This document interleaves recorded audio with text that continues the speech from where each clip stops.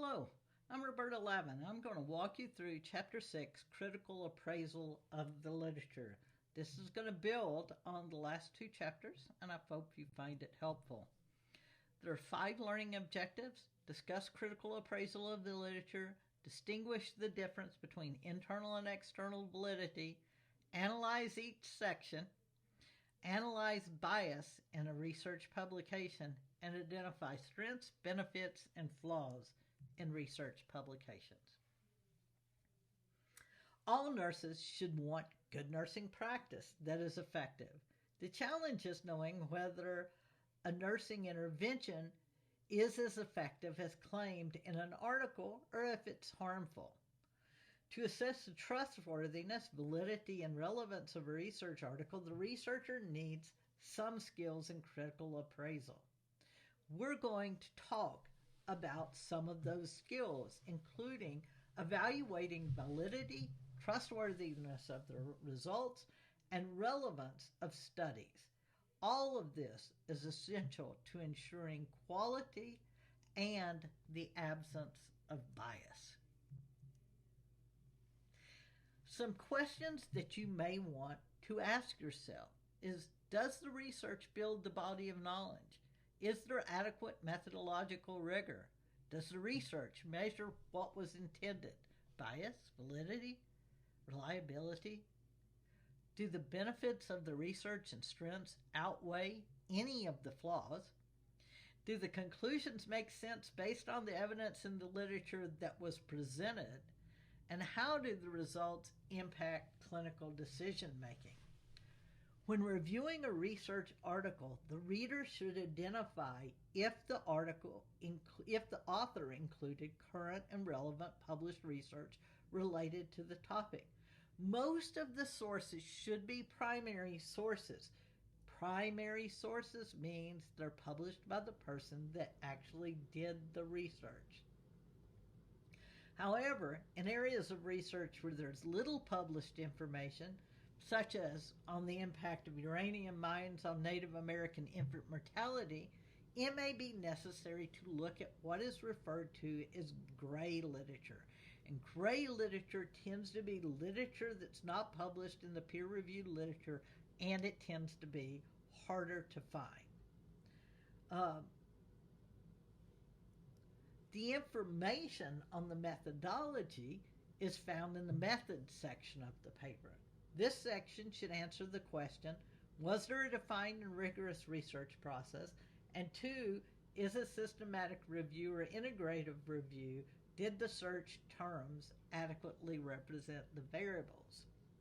And the purpose of the critical appraisal of bias in research is to establish whether the study was valid. Does it measure what the researcher intended to measure? Bias in research can influence both the raw data and the interpretation of the data, leading to errors. Systematic errors can result in a sample misrepresenting the population, and it can affect both the internal and the external validity. So one example is, imagine you're doing research on blood pressure and you're measuring the blood pressure, and guess what? Your blood pressure cuff is flawed. Every time it's 10 points off. If you're using a tool that has an error in it and the error is consistent, that's a systematic error, and that is going to make your results meaningless. Let's talk a little bit about internal and external validity. It's essential to balance the internal and the external validity, because if the researcher works to control everything in a study with exacting precision to control internal validity, it will impact how much of the analysis can be applied to the real world, thus the external validity. Internal validity occurs inside the study. It determines how well the study was designed, implemented, and reported. External validity occurs outside the study. It determines if the study can be generalized to the real world. One way to assess rigor is to determine if the study used appropriate measures to minimize bias in design, conduct, and analysis. So you begin your appraisal of bias by looking for familiar sources of bias. And this is a list of some of the familiar sources and how to avoid them. So you can have selections that are flawed. You can have selection problems, flawed designs, and channeling. Problems in the study design can include such things as the population allocating participants to groups in a way that makes the groups have different characteristics, and placing participants in a study group by type of treatment indication based on disease state, which is called channeling. So what does this mean? Why would you place people in groups in a way that makes the groups different? Well, think about nursing. What if you place people in groups based on the times they're available to participate or the days? If you put people in groups that were available during the day, then you're probably, and they're nurses, you're probably going to have more night shift nurses. It's still sadly the case that a lot of the night shift are the newer people. The ones that occur after work in the evening are going to have more of the day shift people, which tend to be more of the more experienced nurses. You have now divided people in a way that kind of biases the outcome, although unintentionally. Some of the ways to avoid this is to use general populations from which to select participants and randomize them to groups, to standardize and blind the data collection, and to use rigorous criteria in the study design in assigning participants to groups. There are always a concern about measurement. Inconsistencies in measuring either the exposure of the occurrence in a study can result in findings being unequal in some way. The best way to have good measurement is to train the people that are doing the measurement very well and to use instruments that are carefully calibrated and very precise. You also have a concern with attrition in any research study, and the longer participation is required, the greater the attrition rates. Participants who drop out or are lost to follow-up can differ systematically from those that complete the studies. Those people who always finish a project they start have a different makeup than those people who never finish anything they start. One way to do this is to design a plan for participants that are lost to follow-up and what you do when this happens or when people drop out. Remember, you can't prevent people from withdrawing from a study. Participants always have a right to drop out. There's also the issue of performance.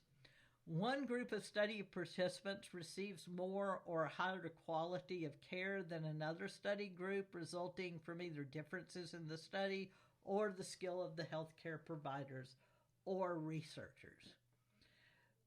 You want to do this, minimize this by blinding the study so there's a standardized protocol. You want to have cluster stratifications, can minimize this. But here's one of the real problems you face with performance. You are almost always going to have more than one team taking care of people in the studies, and the teams can differ. You want the teams to be as close to equivalent as possible. It's also possible that a lot of the people, especially if it's related to a treatment, it doesn't take long for participants to figure out which is the real treatment and which isn't. And that can impact your study. And then analysis and citation of publications. Researchers and sponsors may choose not to publish a study with unfavorable results. This is a huge problem. Journals want to publish positive results. They don't want to publish all the no findings. So you may find 3 or 4 studies that says that taking vitamin D increases the risk of hair loss in women. I just made that up, right? What didn't get published is the other 30 studies that says it has absolutely no impact whatsoever. That's one of the problems in publication bias.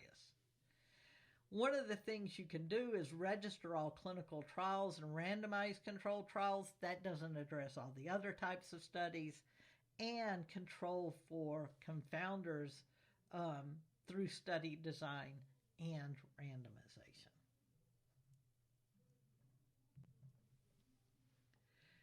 The other thing you want to do is always weigh the benefits and the strengths against any flaws in the research. Benefits and strengths might include new knowledge, generalizability to another population, limited bias in the study, a strong methodology, and sound conclusions.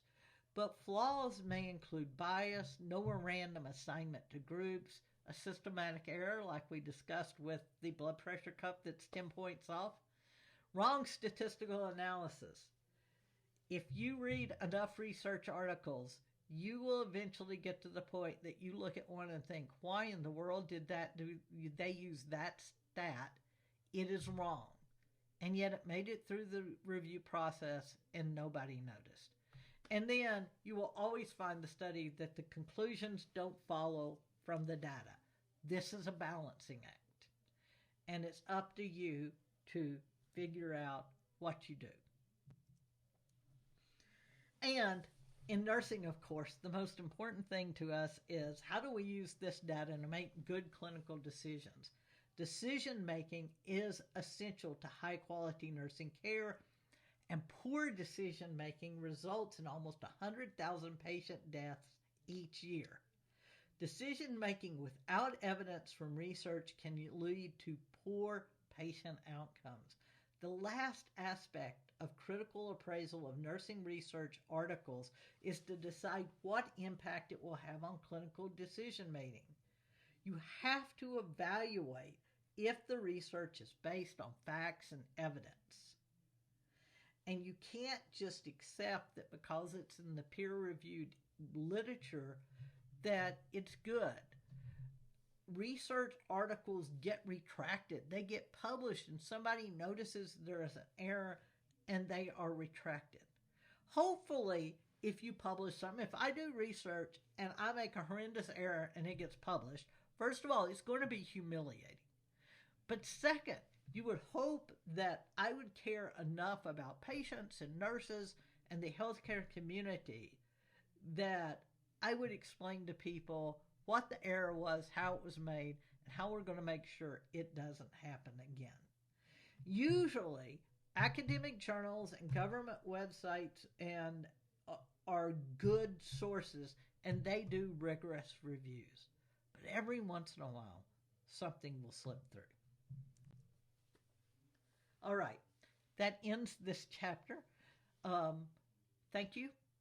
I hope, again, you are learning to think like a scientist. If you have any questions, please email me or join me in office hours.